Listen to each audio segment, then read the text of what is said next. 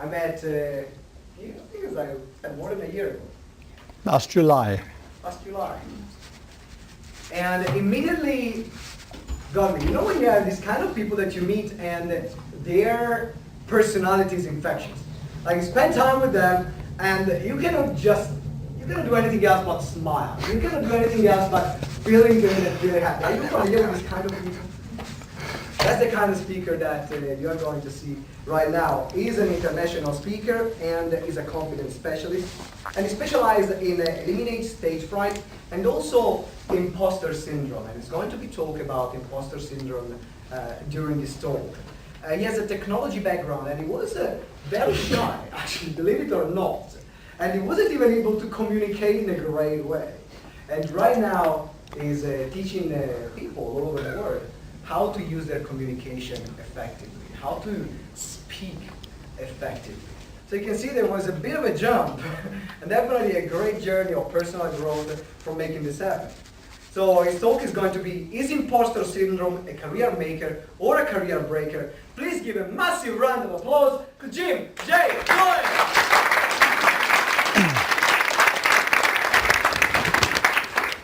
Thank you, Simone. Okay. Yeah. Right. Oh, baby there. Backwards.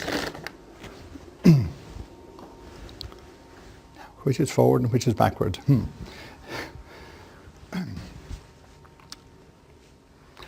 evening. Good evening. Now, with an introduction like that, gosh, I've been put on a pedestal and I'm there. Except there's just one problem, I don't know which button's which. Let's see what happens. Ah, right, we're there. Imposter syndrome, career maker or career breaker. We will get into that at some length. Now, if I stand over here, it would be a lot better. So why imposter syndrome? Why am I talking about that? Because it's become very topical. Melinda Gates wrote about it on LinkedIn a few weeks ago with the implication that it only applied to women. Well, first of all, or mostly applied to women. What is imposter syndrome? It's that situation where somebody has achieved something absolutely amazing. Their colleagues think, wow, amazing, fantastic, well done. And they go, oh, I got lucky. It wasn't me. You know, it just happened. And we put ourselves down. But what I'm doing is redefining imposter syndrome because I think that's the tip of the iceberg.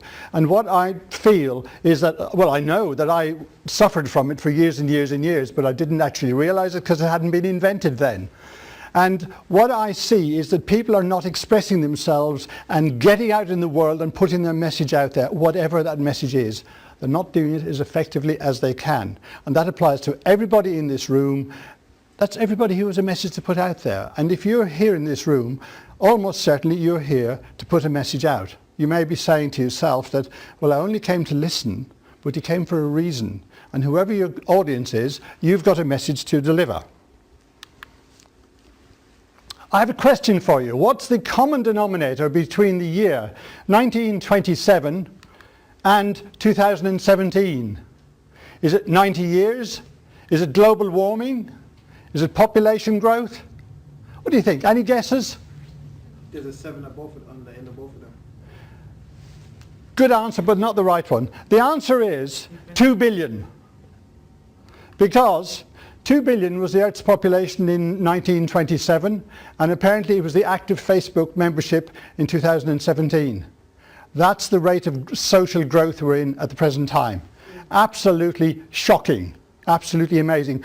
But it's the greatest opportunity ever to grow communities, to sell, to market, to meet people, to get to know people, and of course, to argue with people the other side of the world. But my question is, so in this slide on here, you can see there's not necessarily 2 billion people, but if you can see it up close, they're all saying things like, Canada is too cold, Mum's against something. They're all got different opinions. And that gives us the greatest opportunity to stand out and have a message to show. Because we can have a great big placard, but it's hard work. But we need to be authentic and we need to be ourselves. And personal branding, and I'm not a branding expert, is all about us. It's what we say. And even if you're delivering the same message as somebody else, it's your version. It's got your characteristic on it. Now, to go with that, there's a little bit of a projection that in 3 years' time we have increased the amount of mobile video by about a factor of 3, from about an 8 or 7 or 8 on there to about a 30, so 3 or 4 times. Now, many of you are probably practicing Facebook Live and getting out there and doing videos, and many of you are probably going, I'm not so sure about that.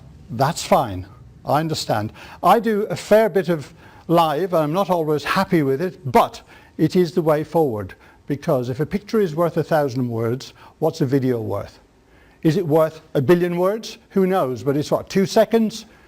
And you're on or you're off. And my point here is that, have we really evolved fast enough to cope with this new mechanism of communication? Because we're still back in the jungle. Essentially, I know of a Hollywood body language specialist who went to visit some tribe where the hunters could get eaten by the animals. And he was with them for a few days. These guys are just totally alert. Yeah. And he's astonished. And when he was leaving, he said to the chief, how come you men don't get eaten? He said, but they do when they're drunk. Because then they're not present, they're not aware. And that's the key. We need to be aware of our energy, aware of ourselves, to be fully present.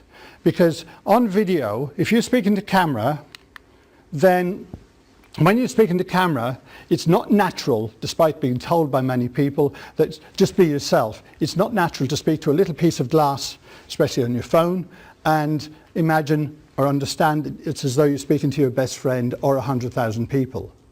Because it's simply not natural. We haven't really evolved to that level. So what shows up on video is all those little nuances, all those uncertainties, all those negativities. There's the I'm not worth it, who am I, will I get laughed at? That's what will actually show through. And what I try and do is to help people overcome that. And I succeed with it as well. Now, that's another little story to cope with. So if that's true, so in 12 years' time, everybody here will be doing at least a different job, if not 2 or 3, assuming that is correct. So the challenge is to be authentic, to be real, and get out there and just be amazing. But then the imposter comes in. The who am I? What can we actually do about it? And point is, we'll work with him in a moment. If you want to stand out, be seen, you want to be that person on that rock, you've got to be good, you've got to be heard out there. The alternative is this guy, who I used to feel like. An example, just to put things in context, an example of somebody I worked with is a technical expert in Cambridge, and he was called to be an expert witness in the States. That puts everything up for grabs. Your truth, your reality, who am I, everything, a real nervous wreck. And that's an exaggeration perhaps, but the stress was tearing the family apart. We worked together for about 3 or 4 sessions, and he went along with the greatest of ease with all these lawyers. It took less time than he expected, won the case, and as he says in the video, if they'd lost, there would have been unspecified millions of dollars at stake. That's why that question mark figure is on there. And he got a career boost, and his whole life has changed. That's the sort of things that are possible. And what I do generally is I challenge the conventional wisdom, which a lot of it is just breathe it and fake it till you make it.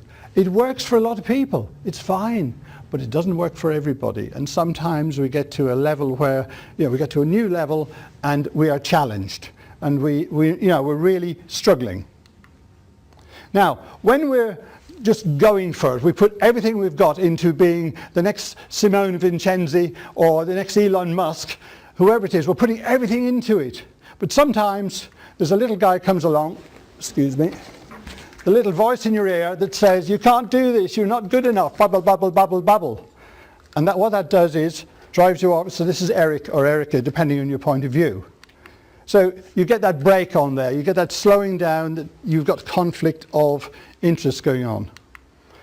Conventional wisdom about career, you start out with a plan, things happen, money goes down the toilet or up in flames, and life doesn't work out the way you want to. That's before your self-limiting beliefs kick into account. Life can be more complicated than generally recognized, and that is that we can be carrying emotional levels that we're not really aware of, just at a subconscious level. Suppose you are going to be the next Elon Musk with its driving success driven, but suppose your great-grandfather lost everything in the Great Depression in the 1930s. Yeah, there's failure, there's goodness knows what. If you're running that underneath, and I've worked with people like this where they're in a place of real struggle, where they're pushing really hard, high performance, and they've got this other energy kicking around in the background, which you can see where the conflict comes in. And you wonder why it's a problem. This chart can apply to any project, any business, anything you're doing, or even your life. So quite simply, with time across the bottom and levels. So if you're starting a business, at level 10, you're a superstar at this particular activity, but you might be starting off at, say, level 2 to level 5. Yeah? And you gradually break through, but then you get to the first problem and you break through it. And you go through, you're progressing, you're growing, but then the next one, you get a problem and you struggle a bit and you go up and down, and until you break through that, you don't get through to the next stage. I know it's common sense, but I've never seen this particular chart before. And that's somebody who, her name is Lenka Kopova, lenkakopova.com, in Cambridge, who was having some challenges of this kind of conflict going on a couple of years ago. We worked together, totally transformed. In fact, I'm going to one of her meetings tomorrow night. She's a social media guru. Now, radio WIIFM, what's in it for me? Because I've been talking all the time, and 20 minutes is not a very long time to get a lot of in there. I have a resources download available, but it's not going to be available for a couple of days. I failed. I didn't break through, so I haven't got it online yet. I'm launching a video confidence course later in the year, and I also have free consultations. My contact details, there's a brochure will come out later on, are on there.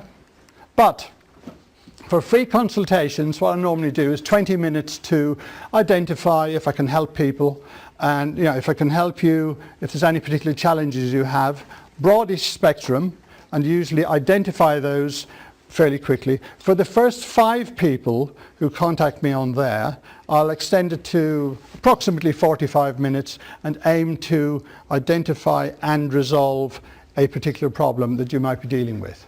If that makes sense. Does that make sense? Yes. Thank you. That was a definite yes.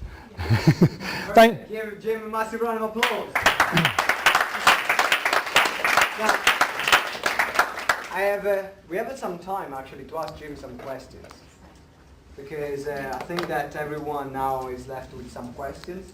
So what I would love is any question that you have for Jim about the work that he does, about what he shared so far, then that's your opportunity to get your personal question answered. We have a gentleman at the back first. What's your name? Ola. Ola. At the count of 3, everyone says, "Hi, Ola." 1, 2, 3. Hi, Ola. So Jim, what in your opinion is the best way then to deal with imposter syndrome in a workplace, for instance? Well, I'll just tell you some of the ways I work, which helps. Imposter syndrome can come in from lots of different areas. It's, I can't really squeeze it in 20 minutes. It can come in from lots of different areas. But now, if I take the example of public speaking to an audience, is that relevant to you or not? Just in terms of just being in the workplace in particular. In the work, acknowledging who you are, because how good you are, how great you are, it's a natural human tendency to go, "Oh, I'm not that good," "Oh, it's not me." Because when you think about it, when we're 2 years old, we haven't got a problem with expression and leaping around and all excitement. But as we mature, as we grow up to teenage or later years, we get more and more and more conditioning put upon us with the best will in the world, in the best possible situations. And we're just used to responding in that way. So when you hear yourself, because somewhere in there's a little voice, the Eric or the Erica, babbling away in there saying, "Oh, you can't say that." You may feel you haven't got the right to accept being good or being slightly great, like breaking through that next level. So it's literally accept that, hang on a minute, I did that. You know, we're talking about, like I said, about acknowledging that you've done something and you feel a bit down about it when other people say you did well. Yes? Yeah, acknowledging who you are, acknowledging that you are good. You're damn good. Yeah? But it may not come naturally to you. Just work on the good side. Work on praising yourself. Self-praise. Does that answer your question? Okay. Perfect. Thank you very much. Who else has a question for Jim? Dean. What's your name, sir? Dean. Dean. Hello, Dean. Three says hi, Dean. 1, 2, 3. Hi, Dean. I did not feel that at all. I felt no love, Jim. I feel Okay, can we go on to 2? Everybody, on the count of 1, 2, 3. Hi, Dean! There you go, people. That's ruined my audio recording.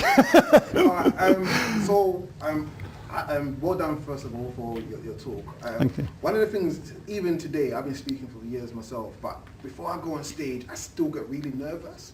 What would you say would be a good thing to kind of balance that out, or get myself into peak state before I go on stage? Okay. I'll answer your question with possibly 2 questions. Have you ever actually thought, when you feel nervous, where do you feel nervous? Because usually there's a place in your body, typically stomach, heart, throat. It might be more general, but typically, you know, when you feel nervous, often in public speaking, it's kind of here somewhere or here. Yeah? You feel it. Can you identify some place like that? Probably my throat, that's what it is. Okay, yeah. So it's probably your expression was limited somewhere along the way. So what you can do is, okay, anybody ready for a quick woo-woo explanation on how you should do this? Yeah. Good, lots of nods. Right, fantastic, at least 50%. So before you go on stage, when you breathe in, imagine you breathing in a lovely warm energy or light or something into the place where you feel the tension. So in your case, in your throat. So literally breathe it in like that, not necessarily, just into the spot wherever it is, and then breathe it out again. Just normal breathing, just breathe it in and out, and as it goes in and out, imagine it's dissolving that tension. Fantastic, thank you. Yeah? And it works for anybody. It doesn't matter where it is. It could be your little toe or the top of your head. Just use that approach. Because all you're doing is your imagination is causing the problem. You're using your imagination to get rid of the problem. Simples. Yeah. Brilliant. Thank you very much. Any more questions for Jim? What he shared about the imposter syndrome. This is a great opportunity that you guys have to get your personal question answered. Can I please ask? Absolutely, of course. What's your name, sir? My name is Adil. Adil. 1, 2, 3. Hi, Adil. Hello. The Adil. question is, you had a slide. In that slide, you had certain emotions like conflict, anger, success, failure. So, and then you talked about Elon Musk. You know, is it actually, if you have a success emotion or you're driven by success, then your fear is failure? Is that how it's Not necessarily. So I work with, look, I used to be an electronics engineer, so now I look on being a people engineer. I use the same diagnostic principles, but I don't do diagnosis, I'm not allowed to. I only work with the emotions which are causing a problem. So if somebody's got a conflict, like they're being a high flyer, and they got this failure conflict or something else. I actually worked with somebody in Cambridge who was a high flyer. They mentioned to me they were feeling a bit depressed, got to go and see a counsellor or whatever. I said, what's the problem? And it turned out that 2 generations before, their parents were indentured labourers, slaves, to the West Indies, yeah? And here they were, they'd been the highest of the highest in their homeland, and here they were in Cambridge going really, really high, and there was this little voice from behind and from the village and so on saying, you can't do that, who are you, you know, because they'd gone up here and they'd hit one of these other barriers on the next chart, yeah, that hit somewhere on there, sorry, wrong way, that hit, okay, sorry, you know the one I mean, that one. Yeah. So that hit a level on here somewhere, a level of conflict. So say, for example, they were here, that hit a level of conflict, and they were feeling depressed because they had the old energy of being, I have no power, I have no authority, I'm not allowed to be me. But on the other hand, there's a bit of them going, I'm the greatest in the world. So they got conflict between both of those. I worked with them, and on the phone, they managed to get out of their loan situation with the university without having to pay it back. Took a few months sorting it, and the last I saw, they were out in Africa in their particular discipline, lecturing at the highest levels, and back in the UK, on top of the world. I just see them on Facebook occasionally. Yeah. Does that answer your question?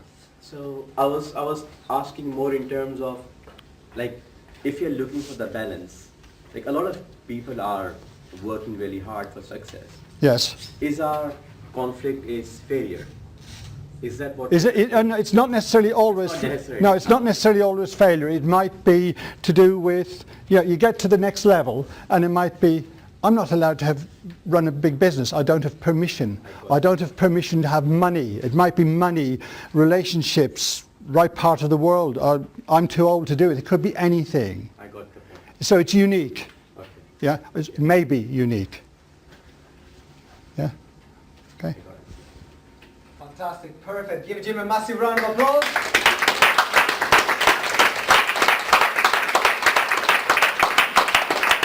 Thank you very much. Thank you. That was fun. Brilliant.